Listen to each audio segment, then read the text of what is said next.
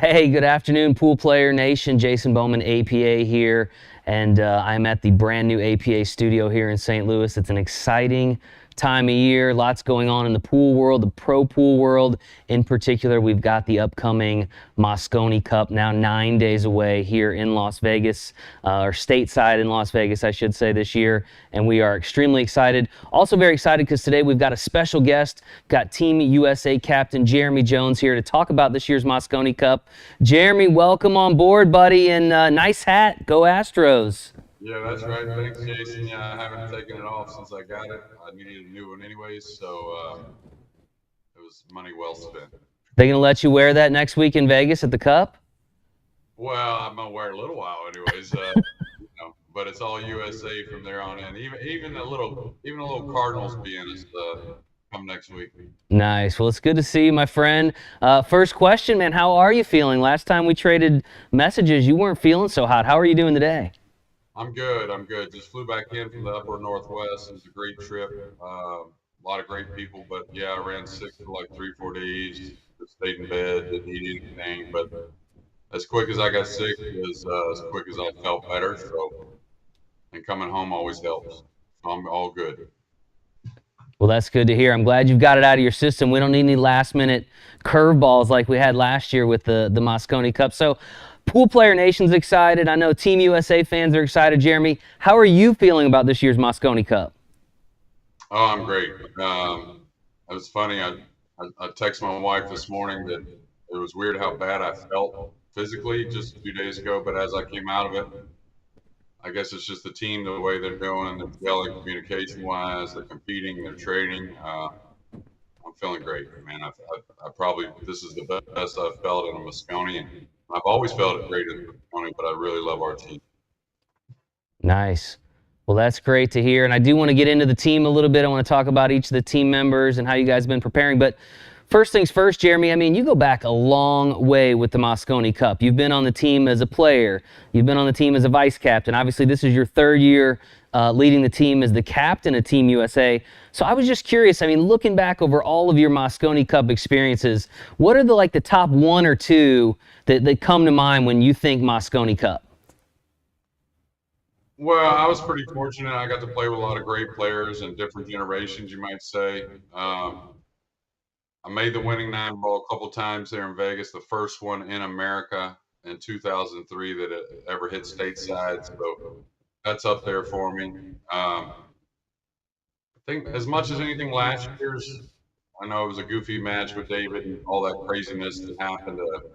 It seems like I never have a day that someone doesn't remind me or I remind myself, but the way the guys came together for me and even the Euros, even though we're head to head that week, they showed a lot of class. I mean, there wasn't no doubt about that anyways, but they went above and beyond. And even though it was what was the ABC agony defeat kind of thing versus the pro victory, and it was a special moment, even though it was awkward and something I'll never forget. Yeah, crazy circumstances last year at the Mosconi Cup. For the folks that aren't aware, last minute, Jeremy came in not only as the coach, but as a player, replacing Earl Strickland, who was under quarantine by British protocol or UK protocol rules. And so just created a crazy situation. Jeremy, the other thing I'm curious about, based on all of your Mosconi experiences over the years, I mean, this event is 25 plus years old. I'm just curious from your perspective, how you've seen it change for as long as you've been involved with this event. Well, I think we saw it change a lot just because Matchroom and Barry had a vision. I think even himself, as great as Barry is, didn't know exactly what was going to happen with it at the beginning, but stuck to it. It evolved. The energy in that room. I've been to a lot of sporting events, maybe not as many as you, Jason. I know you're a big sporting guy, but I've been to a lot, World Series, a lot of playoff games, never a Super Bowl yet, but a lot of big games, national championships and stuff like that. But that's some energy you can't replace. And I think the fans have just made it evolve incredibly. Yeah, I second that, man. Just having been there so many times, it's the one event in pool that really gets my chest, my heart pounding, out of adrenaline, just the excitement and the passion there. So Really excited about this year. So I'm curious, let's dive into this year's team a little bit, talk about each of the players. There's 5 players on Team USA as always. And Jeremy, I mean, as most people know, the team kind of begins with the guy that you most expect, and that's Shane Van Boening, the old veteran and the reigning world champion, right? Yeah, and you said it best right there at the end, the reigning world champion. That old veteran, you might say, kind of is in there, of course, because he is that, but he's still in his prime. That World Nine Ball Championships definitely got the juices going even more so again. And he wants titles. You know, there's another great generation of pool coming up, and he has a chance to still make a big statement amongst these new guys. And I think there's a lot of motivation there. And Shane, we all know he can be a bit of an introvert, and there's nothing wrong with that. But if you get around him, you see things that make him peak his interest in winning titles is still some of that for sure. Yeah, he surely brings an impressive resume, not just in the Mosconi Cup, but overall, kind of like you said. But I'm curious, what specifically do you see in Shane that he brings to the team, right, for the team element? What does Shane bring to the team? Well, he's the playing leader. He's one of those guys that's a legend that everyone gets to play with. You get hyped for it. And if you're prepared for it and you're hyped for something, you can do amazing things. And Shane brings out amazing things in our players. I mean, we've even had times where guys have outplayed Shane in the cup, and I think Shane would tell you the same. But don't think that isn't a big part of Shane Van Boening is why Skyler's a 2-time MVP and a big reason why we got the cup back a few years ago. Yeah, so Shane obviously is a great 1A, right, to turn to, but you got a pretty good 1B too, and that's Skyler Woodward, perhaps the top player when we're talking Mosconi competition. What does Skyler bring to this year's team? Well, Skyler, he's a one-of-a-kind guy, and I don't know if it was all those years playing the smaller, the small table tournaments, but it just gives you a know-how in awkward situations because 7-footers aren't always the best condition. They're all not always in the greatest venues, but he's just a winner, and he brings a ton to the table. He's energy. He's just been announced as assistant captain for this year as well, which he's been in that role a little bit anyways, on and off the last few years. He's super smart. He brings a ton of spirit to the room, and he's a guy that just knows when to not say something, maybe, but definitely knows what to say and when he does say it. Yeah, I'm curious because, the Mosconi Cup is such a crazy environment, and really that kind of gives you, an indicator on a player, like how good are they going to be under this pressure. Skyler, out of the entire team, having seen him in London in 18 and then back home in the U.S. in 19 when he put the cup away, he really seems to thrive on that atmosphere. I mean, it really seems to elevate him to his best. I'm curious if you'd agree with that. Yeah, absolutely, I do, and I think you're going to see more of it because he's kind of rededicated himself and realizes that he's got to keep up with these guys. I think he's as talented, and again, he knows how to cross that finish line as well as any of them. But you know where today's game's going if you're not pushing the gas pedal where you're getting left behind. And he's a huge guy. One thing good for Sky, he played a few Mosconi Cups where America was a pretty big underdog at times and maybe didn't get those wins where there wasn't that much pressure on him at first, which I think really helped him later in other Mosconi Cups of trying to figure himself out in that arena. But he predicts things very well. That's one thing about Skyler. That's why he's going to be such a great assistant captain as well, because he's just got a very keen brain. You wouldn't call him a rocket scientist, like any of us, but he's just a smart young man, and he performs well under pressure. Yeah, and you mentioned he will serve as the vice captain, technically, right? He's kind of your bridge between running the team and the players. What are your expectations for Skyler in that role, or really anybody? What are they expected to do in that role? Well, it's a lot of us being back, and just like I said, sometimes I can be at a loss for words. Skyler, we know each other very well, so he'll recognize maybe when I'm struggling for something, and vice versa. Maybe whenever he's struggling for something, and he's very good on the table. Of course, there's nothing past him there, and he just gives a very good result. So to the team and to the guys, and this is no new mix. That's one beautiful thing. Now he's going to get to play with Earl, which he's looking forward to. Last year he was pretty upset he didn't get to play with him, but he just brings a lot to the table, and it's kind of endless, really, just because as much as Skyler likes to have fun and whatnot, he still keeps a lot of that wit to himself. He just doesn't like lend it out to everyone, and he's a hidden weapon in a lot of ways.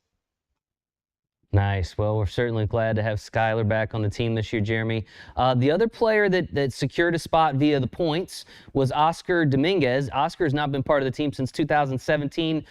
Tell us a little bit about Oscar, maybe for some of the folks that don't know him as well as kind of what he's bringing back to the team.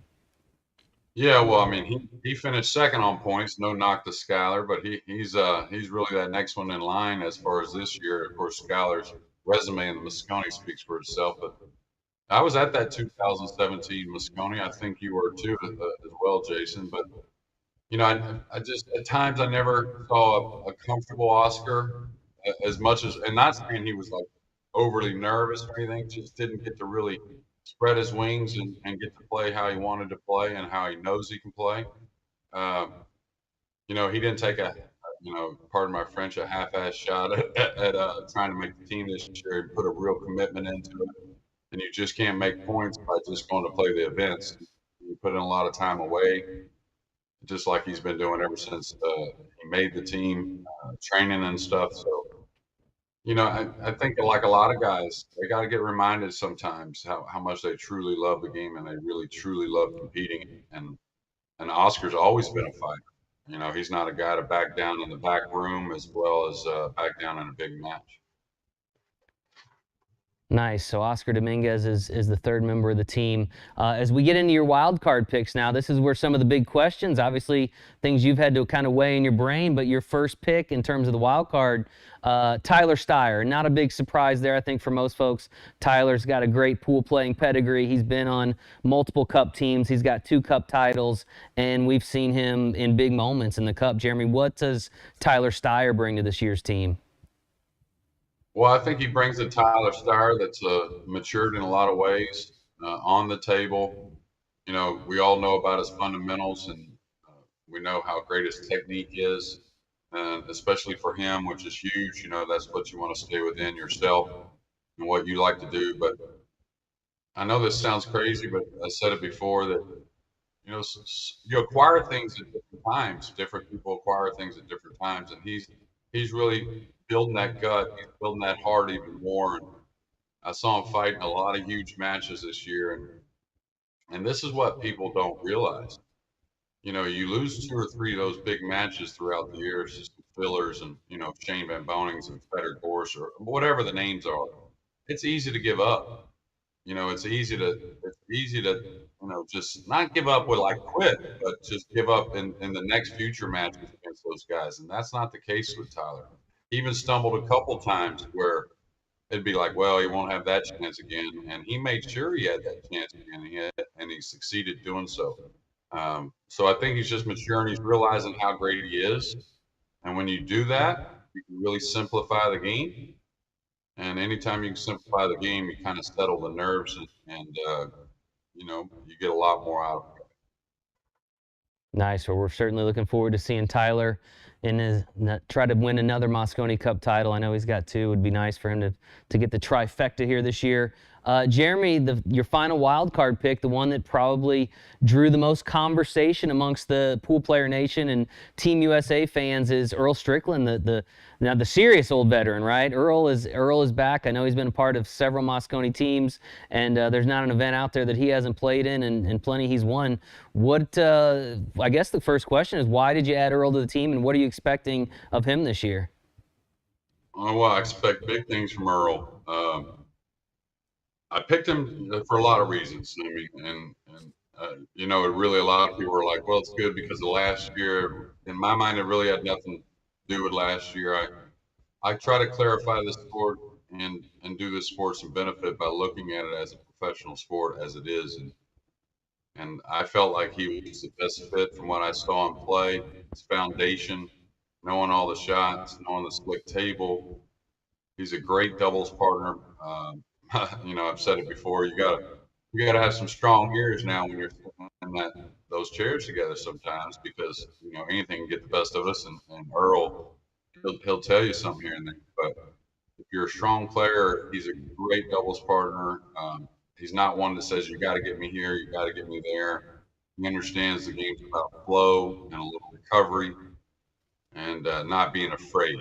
And I think you're going to see that last one, not being afraid, grow and grow as the days go on at Valley's in just a week and a half's time.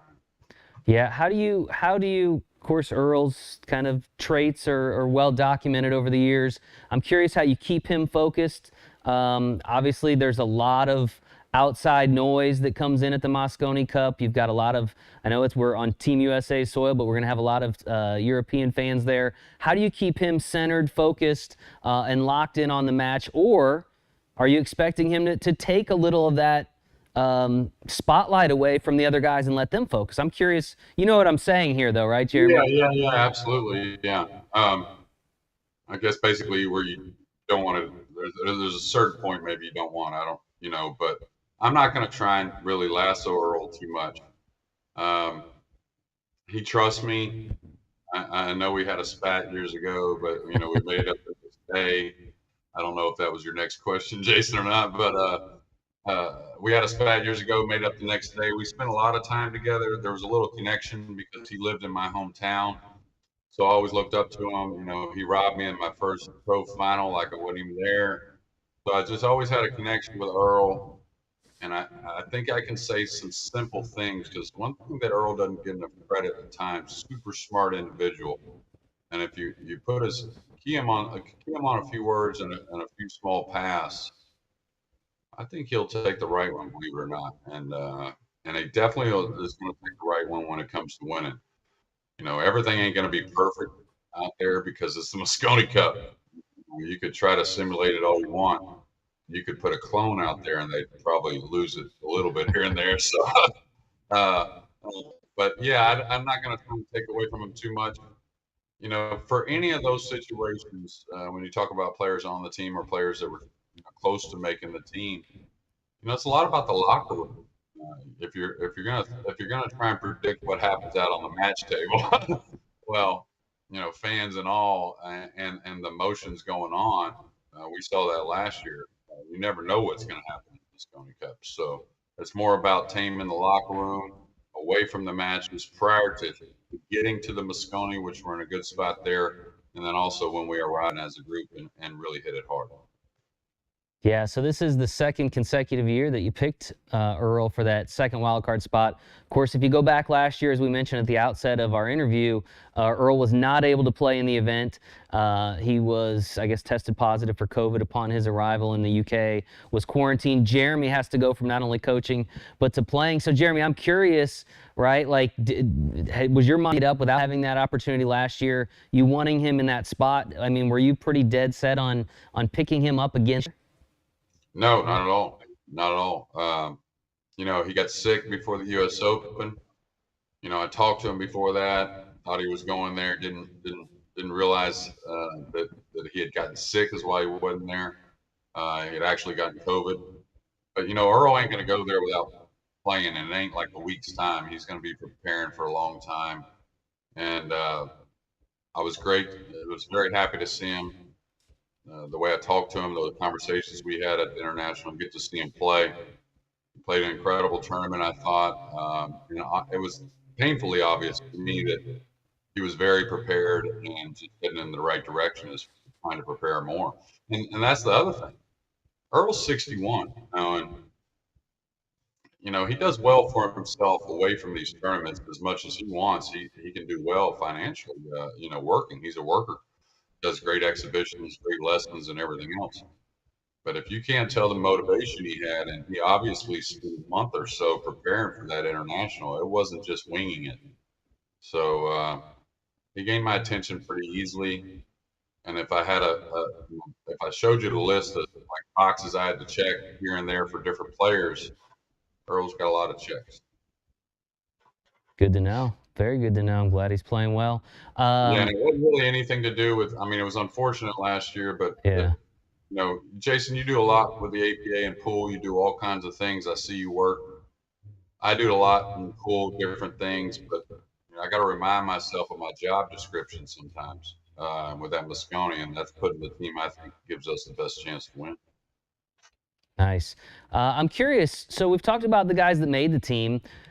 Had to be some guys on the cusp, right? Like, I mean, who's close? Who was debatable? Who else did you ponder besides the core five? Who might be, one of our future Mosconi stars in the years to come? Well, you got some new names, like a Nick DeLeon who hit the scene this year and improved a lot. You even saw an old name of Jeff Beckley that hit the scene, but some of the guys that were really right there in that contention was, Shane Wolford. I think Earl doesn't make the international if I don't get to see some things right there. Good chance he's put that jersey on, and it's a little unfortunate for Shane right now, but he's a young man. And I know he's going to continue to improve and try hard. Josh Roberts had an incredible year here in America without really going to big events abroad. So he was certainly in the mix. Billy didn't have the year because he didn't get to play. And so it's a big question mark for me when I don't get to see a player really get to play at all, hardly. And it was a very distorted year. So for Billy, but he was still very much a consideration because of that hard factor, and he's a guy that also knows how to cross that finish line. I mean, Greg Hogue, I had to consider Greg Hogue. I mean, one thing I saw from Greg was I saw real high gears, but maybe at times something that fell a little subpar, which I think he's going to continue to work at. But yeah, there were a lot of guys. Lombardo played a great international. You'd like to see him have a few more better results abroad in some big events. But yeah, there's a lot of Americans coming, a lot of young ones as well, Jason. Excellent. Well, if there's somebody that's got to pick the team, I'm highly confident in Double J here, making sure Team USA's got the 5 best guys. So we appreciate you filling that role, Jeremy. So, 2018, 2019, you're vice captain on Team USA. You guys win back-to-back cups. You take over the team in 2020, 2021. Kind of weird circumstances. Obviously, 2020, COVID year. There's no audience. You guys go over to Europe. Last year, 2021, the event is in Europe once again. We already talked about the weird circumstance of Earl testing positive for COVID, you having to step in. So, how much are you looking forward to 2022, captaining the team? Hopefully no strange drama, and not only that, but being stateside in front of a lot of Team USA fans. Well, the latter part for sure. I'm not getting ahead of myself otherwise, I'll tell you that. Wait till that first lag goes off, and then we'll go from there. Pool player, a little superstitious, kind of jinxy kind of thing. So I ain't going to hold it against you, Jason. But yeah, look really forward to it. The fan thing more than anything. We haven't been back since 2019. Europe put Mosconi on the map because it was there the first almost 10 years, I think, from its, kind of birth. But, they think that even Matchroom knows Mosconi is an American-based thing. I mean, it's Willie Mosconi. The American-based fans are incredible. I don't know what the word exactly for the Euro fans are just yet, but we'll figure that one out one day. We'll leave that one to next year. But yeah, it'd be incredible. The energy is going to be like nothing else. You've been there as a spectator and a very, interested fan, so you can feel the energy. Just imagine playing it. And whenever I played it a lot when I first started playing that first one in America, and getting to see other players go to it that didn't make the team, which I think you're going to see a lot of this year. There's a lot of interest in Mosconi. It's growing and growing. So being here in America, I think just makes it a little extra special in all kinds of ways. Yeah, so you mentioned it's extra special being here in the USA, but I'm curious, as a guy who's done a lot of sports, right? You're a baseball guy. I know you've been involved in football. When it comes to the Mosconi Cup, is there like a home field advantage by being here in the States? Absolutely. I mean, that wheel, that wheel of all those fans, that's huge. Traveling, if you look now, I mean, America's a little behind right now because, we're waiting on that next solid super wave of professional players. But you look at the history of professional pool, traveling abroad and winning titles is tough. So, I mean, look at the U.S. Open for so many years. There were very, very few foreigners that won it, and there were plenty of foreigners that played in it. And just like that World Nine Ball Championship being away from America for so long, don't think that didn't have a little percentage play against SVB at times as well, even though he's such a great traveler. But yeah, there's a ton of things, and once that energy gets going, you know how sports is. You can't write this stuff how it goes, and those fans and that home field really makes a difference. Excellent. So I'm curious. I mean, obviously, you guys all come together from different parts of the country, but I'm curious, like, how have the guys been preparing? Like, what are they doing right now to prepare for the event without being physically together? Yeah, well, a lot of communication with our groups. Then again, I'm reaching out personally to guys as well. I know they've been reaching out personally, but we have a few group chats that we even got Earl in there doing a lot of the groups. Yeah, we'll just start at the top there. Earl, he's doing about 500 or 600 push-ups a day. He's running 4 or 5 miles. I know he's playing 6 or 8 hours at least. He's really strategically separating the pieces how he wants to practice. The kicking, different things, the flick table, the breaking. Um, Shane and Tyler, which are in Puerto Rico at the World 8 Ball Championships, which I think is an incredible way to warm up. It's been a great year for tournaments, anyways. So Shane got a little week break or something like that. Tyler got a little week break off to Puerto Rico for those big events. Skyler's practicing like he hasn't in a long time. And Oscar's making trips to practice just to get some time away from the family. The family's, it's a full commitment out there on the West Coast from the Dominguez's, and so he's made a trip or two to Vegas already to practice. He's going again on Friday. Nice. I mean, is there anything specific you ask of these guys? I know you're a big billiard coach or pool coach. Is there any kind of curriculum or is there any training you say, hey, make sure you're doing X, Y, Z each day, or you just kind of leave it to them to prepare? Well, they got their drills. They know the drills that we use, the ones that they like. Certain guys, most of the top players like certain 6 or 8 drills, and then certain ones like particular ones for themselves. Um, it's a lot of little talking just about the table, about certain settings, just mildly kind of massaging things in their minds, and it gets them flowing about things, and the interaction's great. Um, but they've been putting in a ton of time, and the thing is, it isn't just all of a sudden since these picks. It's been like this all year because professional pool's on the way up.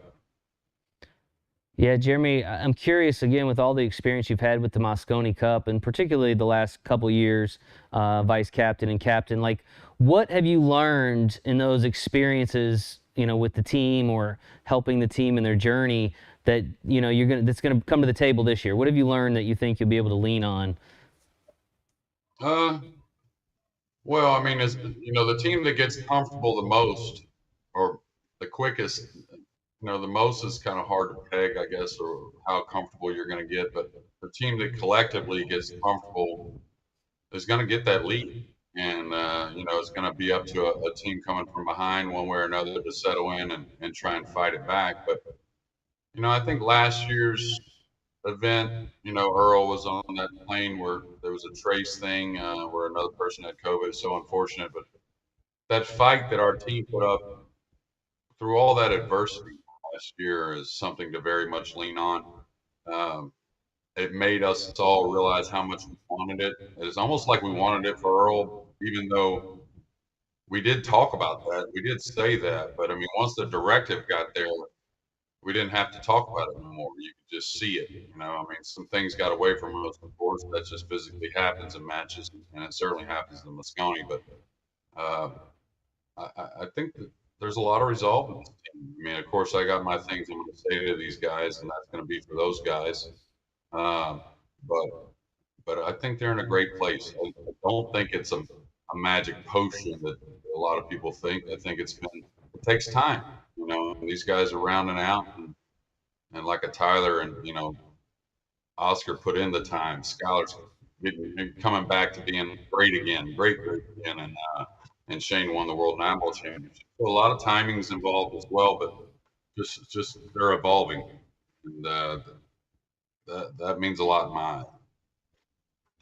So we've talked a lot about Team USA, what each of the guys brings to the team. We've got another dominant Team Europe coming in, though, Jeremy. I'm curious, 5 great players for Team Europe, but which guys are keeping you up at night? Which guys are you having trouble in your mind contemplating matchups? Who makes you really nervous from Team Europe? Well, I mean, if you had to put it like that, I guess I don't really waste much time thinking about Europe, to be dead honest with you. Um, I got my job, and again, I got to really see where my priorities are. Of course, I've thought about Europe, and if I separate myself a little bit, as far as not a coach, maybe a commentator even. Um, there's always a scary Jason Shaw that I see sometimes because I've watched him so much.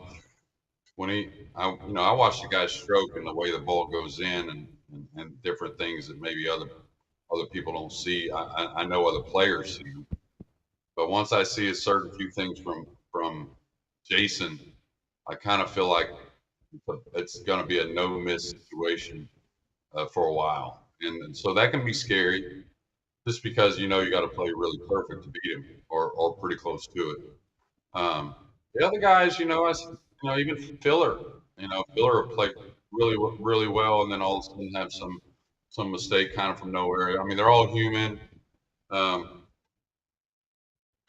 I don't know. It don't bother me too much. All right, you're gonna do you. Jeremy's gonna do him, and then Team USA. I get that. I get that. Yeah, I mean, I was thinking about playing last year and all the greats that I played, and I never played, Mika Immonen right when he won his 2 back-to-back U.S. Opens, Ralph Souquet with 3 world titles, this guy and that guy, and even last year without being able to prepare, I could have easily gotten involved with my opponent, and that's the sign of the wrong way to think, in my opinion, anyway. So I just always done it a certain way in sports, and until it shows me different, I guess I'll do otherwise.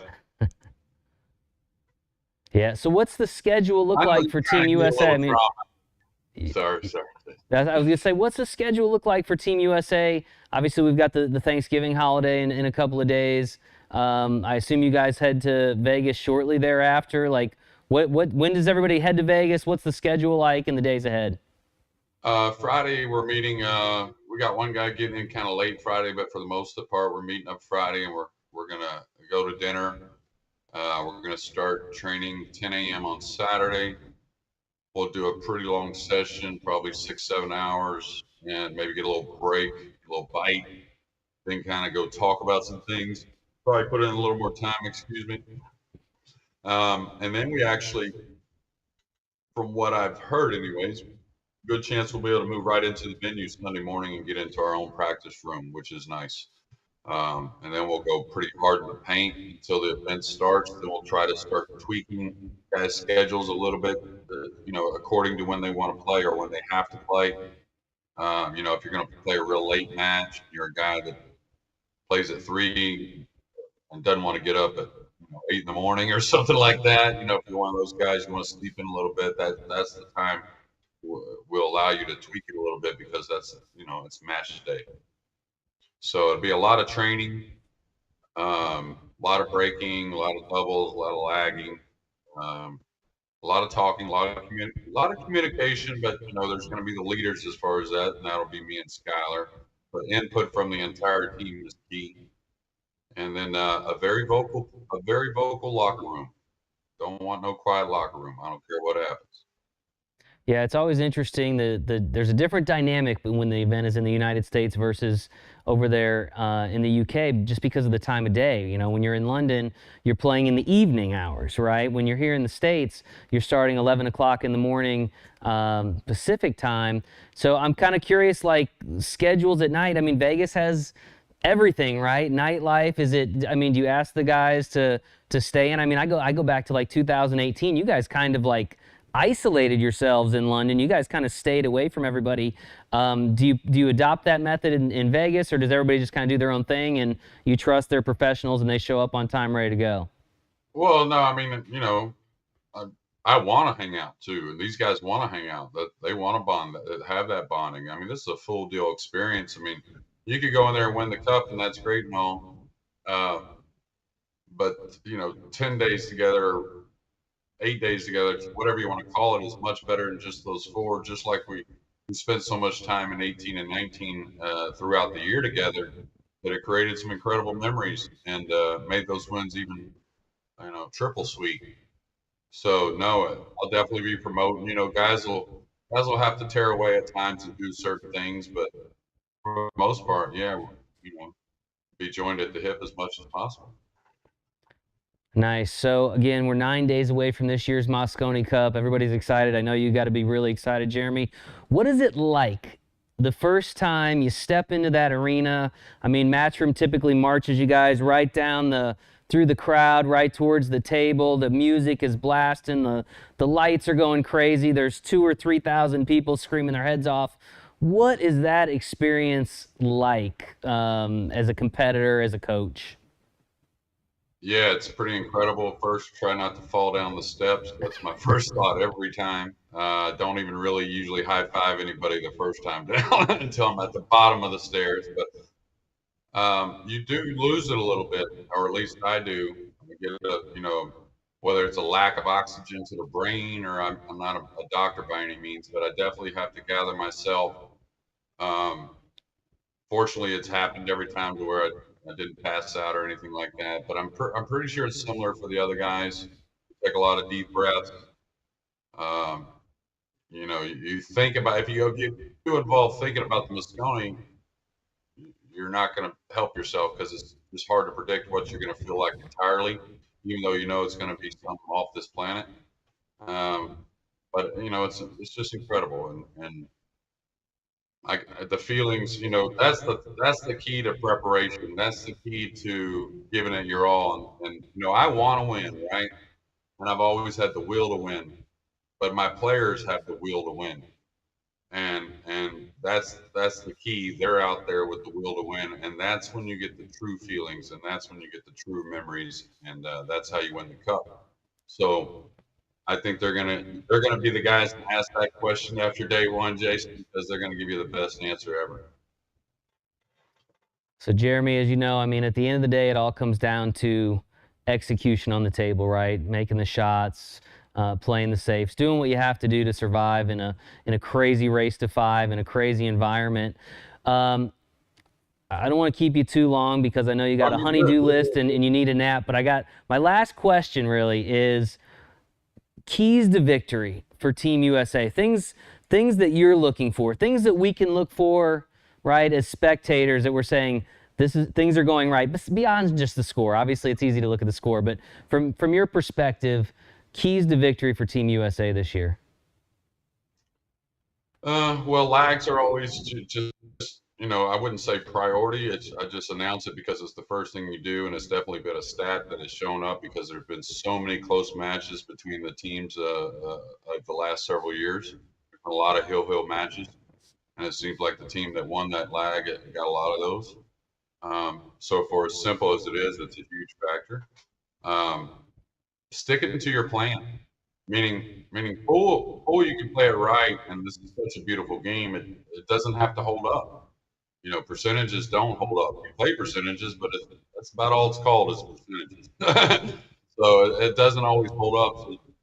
So, somebody's gonna not have a good day, or a team's gonna be behind, or it looks like, oh, time to change things up. Now, that's the other thing. You can't be afraid to alter some plans as far as your doubles or what you see as far as how players are playing or what you think is a good change as far as doubles or an order of play. But these guys know how to win. And they know, they got to kick well. You got to get the snookers. But the main thing is you got to stay aggressive. The one thing that I saw a couple of times since I've been involved as more of a on the bench side of things is a couple players really got to where they didn't want to pull the trigger, and that's the one you got to make sure that's okay. You got to go down shooting. You got to be aggressive, and like I said, stick to your plan. A snooker isn't going to work all the time. You're going to kick out of it. Things are going to happen, but you can't give in, and you got to keep firing. Nice. Well, Jeremy, we're definitely looking forward to it. Appreciate you taking the time today. I know you just hopped off a flight. You haven't been feeling great. And I know the missus has a laundry list of things that you need to get done at home, so I don't want to keep you too long. Pool Player Nation is excited. As Jeremy will be wearing the APA logo at this year's event. We're excited to root him on. Hope you guys are excited too. Mosconi Cup kicks off next Wednesday in Las Vegas, 11 a.m. Pacific time. And again, you can go to DAZN is where they'll be carrying that match. So it's an exciting time for Pool Player Nation. Hopefully you guys enjoyed hearing from Jeremy Jones today, and hopefully we'll have a chance to catch up with him when we get out to Vegas sometime next week before the event kicks off. So for now, Jason Bowman, APA, signing off. Thank you for joining us.